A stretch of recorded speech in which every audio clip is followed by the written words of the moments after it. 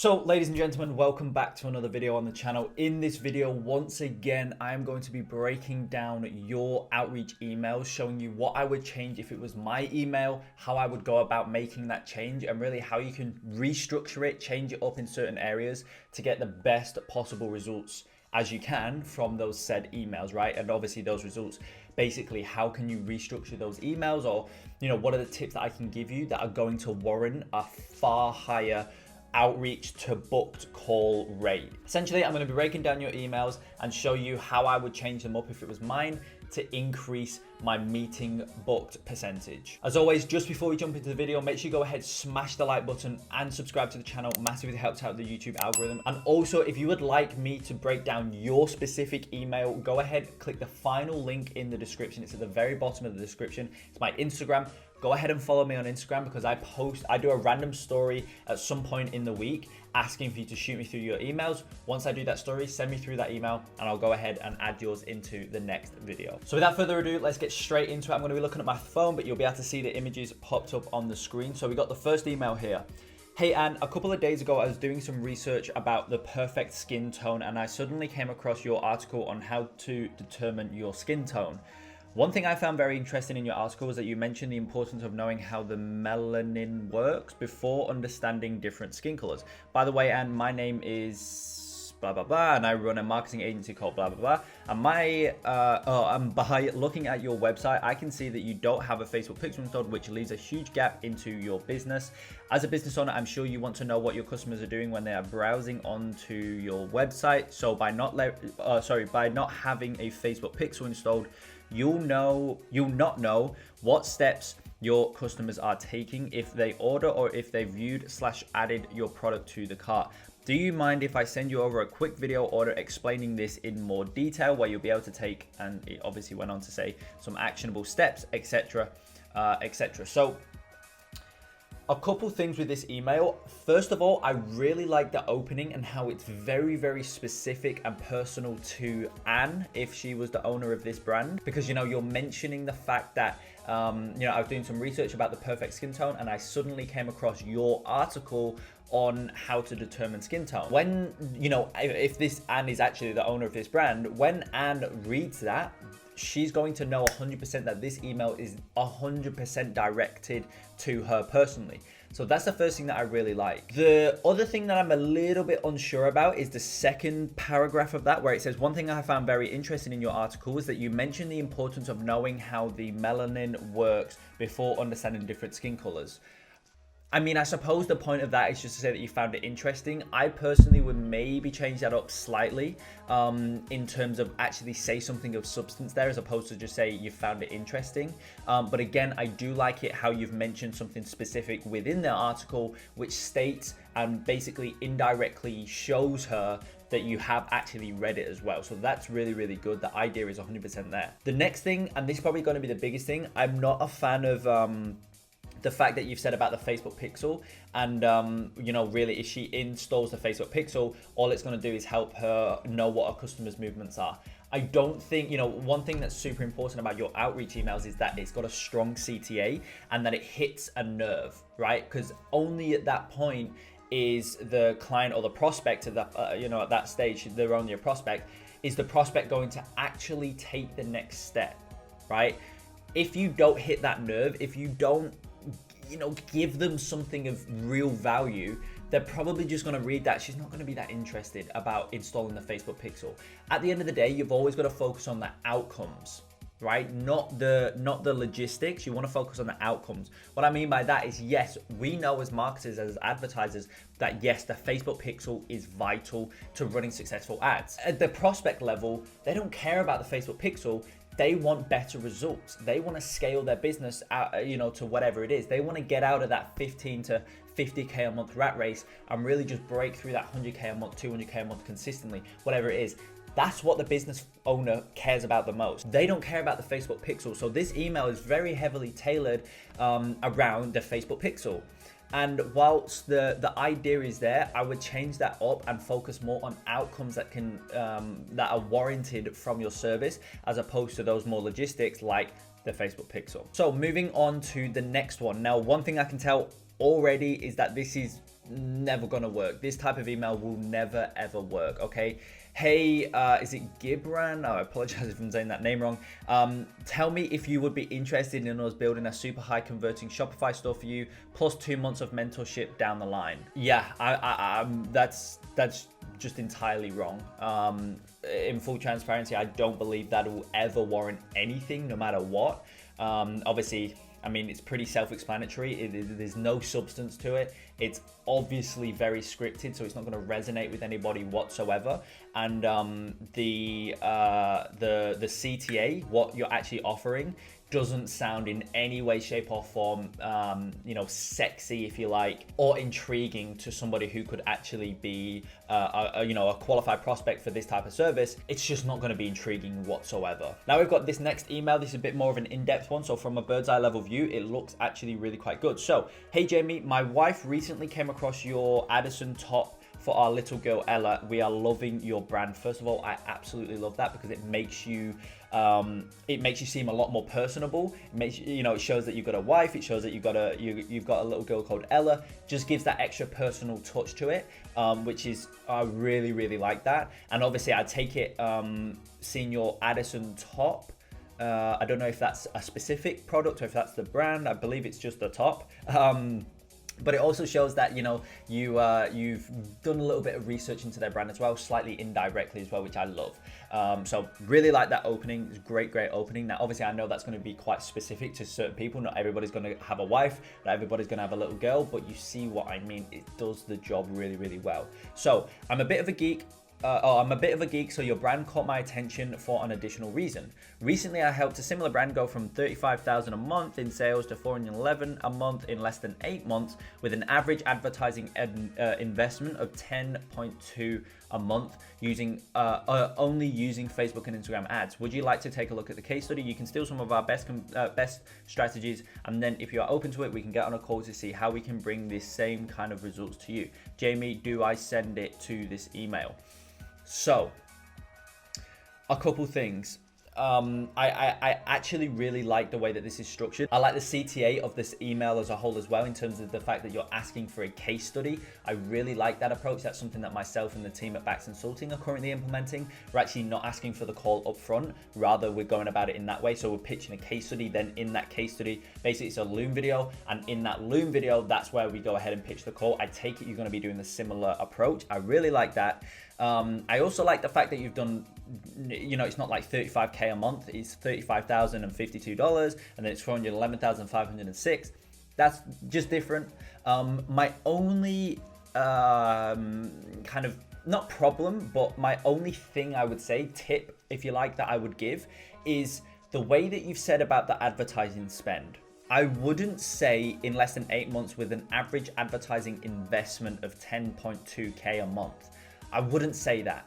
The reason I wouldn't say that is because I just don't like the word investment, you know, with an average investment of this amount, because it makes you sound very, you know, you get those like trading or like Forex Instagram accounts saying like, today with an investment of this, you can make back this. It just sounds very scammy. And the other reason, apart from that problem, the other reason I don't like I wouldn't use the word investment, for example, is because it can trigger, you know, the can spam stuff for email, and it can trigger deliverability issues, because the word investment has negative connotations around it. And basically, if Gmail, for example, triggers that word or notices that word in an email that you're sending out, if you're doing this at scale, they're going to instantly mark you as spam, and it's going to have massive email deliverability issues. So instead of saying with an average investment of only 10.2K a month, I would just say with averaging around 10.2K a month in ad spend. That's it. That's all you need to do. Apart from that, I really like it. Also, another thing that I do like is the ending. So you can steal some of our best strategies, and then if you're open to it, we can get on a call to see how you can bring in this kind of result, or how we can bring this kind of results to you. That section I like and I don't like. So that section, I like the fact that you can say you can basically steal some of our best strategies. That's good, because it basically, you know, it limits the downside as much as possible. All, you know, in this case, Jamie, right? All Jamie's got to do is just say yes, and, you know, he'll get sent that case study, and then if he doesn't proceed to the next step, he could probably guess that there's going to be a call at the end of it. But even if he doesn't hop on the call, it's like he's going to get some really good actionable strategies that he can implement. So it's a no-brainer for him to say yes. That alone increases that reply rate and conversion rate overall. So that's really good. The only thing I would take out of this is the fact that you mentioned, and then if you're open to it, we can hop on a call at the end. I would just take that out because I think it takes away from the value of them being able to steal some of our best converting strategies, right? I think that alone could hinder your conversion rates, because they're going to be like, oh, he's only doing this, he's only doing this to get the call out at the end. Now, yes, that's why we're doing it, obviously, but you just don't want to say that up front to the client first things first, straight off the bat to the prospect, because what that will do basically is derail the value, or at least the perceived value of the case study. They won't look at that case study as that much value anymore, because they know now that you're just trying to get them on a call. So they'll think that this case study only job is to get them on a call, as opposed to that case study actually trying to help them, just that alone. If that makes sense. I hope that makes sense. So I would take that out, and I would just say how valuable that case study is. And then one thing I do want to mention as well is you actually want to make that case study, that Loom video, you want to make it actually valuable, not some hollow value, okay? Give them actionable things that they can actually implement on, and they will genuinely see an increase, because that alone will help conversion rates as well. Now, one thing I want to finish off on this email is the fact that I love that ending. So you've not asked, would you like me to send you that case study? You've said, Jamie, do I send it to this email? That is amazing. I really like that. It's the same idea as, if you've got a prospect and they're a little bit further down the funnel, you've already had some conversations, etc. Instead of asking a client or a potential client or prospect, instead of asking them, for example, would you like to hop on a call? A really good way to ask that same question, but in a way that will convert better, is, you want to say something along the lines of like, does this time or this time work better for a call? Because at that point, either way, they're going to hop on a call. It's the same with this. There's no way for him to basically say no. It's like, Jamie, do I send it to this email? He's like, yeah, you do. That alone will help conversion rate. So yeah, as I mentioned, really like that ending, and I hope those other couple tips that I gave can help the conversion rate of this email as well. I really like the structure, just those couple things. I think if you implement on those, you'll kill it with that email. So next, hey Billy, I was so impressed with the company you built, I just had to reach out. The fact that you are using energy efficient LED lights in stores, focus on reducing carbon footprint and decreasing waste as much as possible, is an example to be followed. While many talk about sustainability, you actually take the necessary steps and aren't afraid to show them. Furthermore, Bazikes, I'm probably pronouncing that terribly wrong. Transparency and commitment to local suppliers and manufacturers are especially important today, and it will continue to make a difference in months to come. While companies are struggling due to broken supply chains caused by pandemic, your strong local relationships are giving your businesses a significant advantage. You are running an amazing business that offers unique designs and company ethics everyone can support. Over the years, you had built an amazing community of people who support you, but it can be so much better. Bazaik can benefit tremendously from ads, which can fuel your growth and build its own trackable and ever-growing pipeline. You are probably wondering who I am. My name is Philip, and I own a marketing company where we help businesses create and grow their online revenue to 6 figures a month. I would love to make a video for you highlighting opportunities that can ensure you a strong advantage over the competitors. So first of all, I really like the personalization of this email, but the biggest thing, and if you've ever seen any of my previous videos, you probably know what I'm about to say. My biggest problem with that is it's far too long, and it just goes on about that company, right? I'm not going to try to say that name again. Just that company that you're speaking about, it just kind of drags on a little bit, right? You got to remember that the owners of the company knows exactly what's going on within their company. So if you're just relaying stuff that they're doing, they're going to be like, yeah, I know we're doing that. Yes, all right, get to the point. You know what I mean? So it kind of takes away from the personalized aspect. The best personalized thing that you can do at the start of the email is just do something that's very, very specific, that surprises them, like, oh my God, how does he know that? Or how does she know that? Or it has that reaction, or it's like, oh wow, this person's done their research, right? Just the first couple lines, That's the only reaction you want to warrant from that personalized first line, right? That's why we call it the personalized first line. Paragraphs and paragraphs like that, it will take away from that. As I say, instead of them being like, wow, this person's done their research, it's going to be more so like, all right, get to the point. Yes, I know we're doing this. Yes, I know that's what's going to happen. Get to the point, get to the point. And it's going to take away, and probably what will happen with an email of that length that goes on about that company that way is they're probably going to just bounce. And your conversion rates, again, just won't be where you need them to be. So that's the first thing. It's too long. I would really scrunch up that initial personalized section into 1 to 3 lines or 1 to 3 sentences, and just make it poignant, and just be like, as I say, really the reaction that you want to warrant is, number 1, them to be like, oh my God, this person, you know, done their research. Or number 2, it's like, wow, how do they know that? And as soon as you've got that reaction, then you need to get straight into who you are, what you do, and why you're reaching out, because that's the next logical thing. It's like, wow, this person's done their research, but why are they reaching out to me? So then the next section should answer that next logical question in the sequence, right? And then from there, that's where you can kind of pitch your CTA once you've answered that next logical question. That framework that I've just mentioned is the best approach to email outreach, right? If you take one thing away from this video, it's exactly that framework that I've just mentioned. But you know, this email does do that, but it's just too long in each of those sections. Make it more, you know, scrunch it up, make it more poignant and concise, and it'll be a killer email. So moving on to the next one. Hi Ruth, I love your story. Had a look at your website. It is truly amazing to see how you have started such an amazing company, and that you took a small home run business to such a large company with proper office setup. Also, your jewelry designs look so elegant and fine. Absolutely love it. Anyways, a little bit about me. I work with an e-commerce brand pretty similar to you. I work with e-commerce brands pretty similar to yours to 3x their revenue. Now, before you to 3x their revenue. Now, before you click off, I am not pitching you on any service. Instead, I saw some things with your current social media marketing strategy, which is leaving you a lot of money on the table. That being said, if you would like, we can send you a free audit, giving you actionable tips and advice, which you can implement it to instantly increase your revenue very profitably, and quite possibly scale up to 6 to 7 figures while being wildly profitable. If not, it is absolutely fine. As I said, I don't care about selling anything to you, because after all, it's your business that needs to implement and change some of the things to reach your ultimate goals. Look forward to hearing your response. Okay, first of all, again, you guys know probably what I'm about to say straight off the bat. It is too long. It goes on a little bit.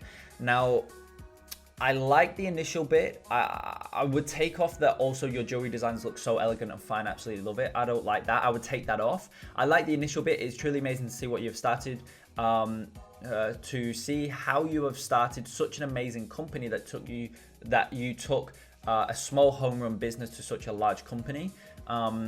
That's cool, because it's like, you know, you've done your research. You know that she started off with a small home run office, and she's really just built it into a really good large corporation, large company, whatever. I like that, but I don't like the with proper office setup. That's just, yeah, I don't like that.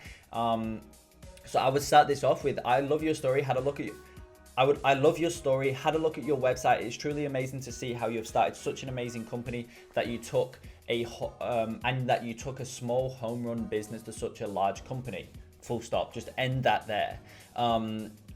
Again, I don't like the second bit where it's anyways. If you've seen the previous videos of this, I think that takes away from that initial compliment. So yeah, I would take away the anyways, but you can obviously go into that section now, explain who you are, what you do, and why you're reaching out. That's good. The structure's definitely there. I work with an e-commerce brand, similar to yours to 3x their revenue. Now this section here, I really don't like. So it goes on to say, now before you click off, I'm not pitching you on any services. Usually when people say that, they are. Okay, so like usually if you say like, I'm not trying to sell you on anything, well, you are, you know, and that's what that kind of implies. So I'm not a fan of that. I'm not pitching you on any services. Instead, I saw some things with your current social media marketing strategy, which is leaving you a ton of money on the table. That being said, if you would like, we can send you a free audit giving you actionable tips and advice, which you can implement instantly. This bit as well, it's just, you just need to slice this into a third, basically. Implement to instantly increase your revenue very profitably and quite possibly scale up to 6 to 7 figures whilst being wildly profitable. You're repeating your words in that section. And as I say, you just need to be way more concise and way more poignant. That's really one of the biggest things with email outreach, is that, you know, you kind of just, if you ramble, you lose them and they just bounce straight away. Instantly, they just bounce because they're not interested and they don't have the time, okay? So I would say something like, that being said, you know, we can send you a free video audit. Again, I don't like that. The way that you position it is super important. I would say that about a case study, I think that's way better. I would say something along the lines of, would love to send you over a free case study or a case study that really goes through some actionable things that you can implement that I've really just seen from a bird's eye level view, that could quite possibly take you to the 6 to 7 figure level, or 7 to 8 figure level. No, 6 to 7 figures, right? Whilst being wildly profitable. Done. End of sentence, and then you just literally end it right there. You know, you just need to be a lot more concise and get your point across in the least amount of words possible, while ensuring that those words make it sound very sexy and make it sound very, very valuable. So moving on to the next email. I absolutely love the idea behind this email. I haven't read through it, but I know that, I don't even know how to say that, to be honest. Ikigai. Yeah, I don't know, but I know that it's a Japanese kind of word, concept, idea. And this brand that you're reaching out to is a Japanese-based brand, or it's Japanese owned. So either way, I really like that. I actually absolutely love that, because it's just that alone is that personalization. So that's really, really good. So let's get into the email, right? So I'm pretty certain you're familiar with this Japanese concept. Lit Lab is your, I don't know how to say it. However, it's quite obvious that running profitable advertising campaigns is not. I would change that. That's very, very, it's for lack of better words, it's quite savage. Like, you know, you're just kind of saying straight up, and I think that will turn people off. So I would massively change that up. So let's keep going though. So that's completely fine, because guess what? That's my ikigai. Yes, people like us exist. We actually like ads. The truth is the quality of your brand doesn't match the quality of your advertising efforts. I've seen your content, your Instagram and Facebook pages, your website, your reviews. People seem to be raving about you. Everything I saw has led me to believe that Lit Lab is a proper, well-run brand. There was just one thing that kept bothering me, your Facebook and Instagram ads. I'll be more than happy to make a couple of suggestions if you're interested in what I have to say. Why? I told you, this is my ikigai. This is what I do. Feel free to reach me via the same email address. Hope to hear from you soon. So I like here's what I do like. I like that you're saying, you're basically comparing that word, again, I don't know how to say it, that word with, you know, Lit Lab, and that's their thing, and your thing is ads. I really, really like that. I just think that the way you've gone about it is slightly off. I think you've gone about it in a little bit too direct way. Like, you got to realize that this person, whoever the owner of this brand is, they have no idea who you are. So this email is basically providing you with a first impression, and that first impression is that, you know, it's just the wrong. I think it's just the wrong approach overall in terms of the way that you've positioned the fact that they kind of have no idea about advertising. That could come off really well to some people, and it could be very, very rude to others, and you don't want to take that risk, because this person could actually be really interested. But if you know, put it this way, if somebody reached out to me like that, I would be like, oh, do one, mate. You know, I wouldn't find that very, very motivating to reach back out to them, because I would take that as like, that's a bit rude, right? So you do not want to be rude to potential clients or prospects overall, because as I say, it will just turn them off and they'll just bounce. So idea, really like it. I love the correlation. I think that's amazing. I would just go about it in a way that's not as rude or that's not as direct. So ladies and gentlemen, I hope you found value in this video. I hope it gave you some more actionable ideas and tips and things that you can implement into your email outreach that will warrant the best results possible. If you did find value, as always, go ahead, smash the like button and subscribe to the channel. And if you would like to be a part of the next video that I do of this nature, go ahead and follow me on Instagram. Link is in bio. And with that being said, I will see you in the next video.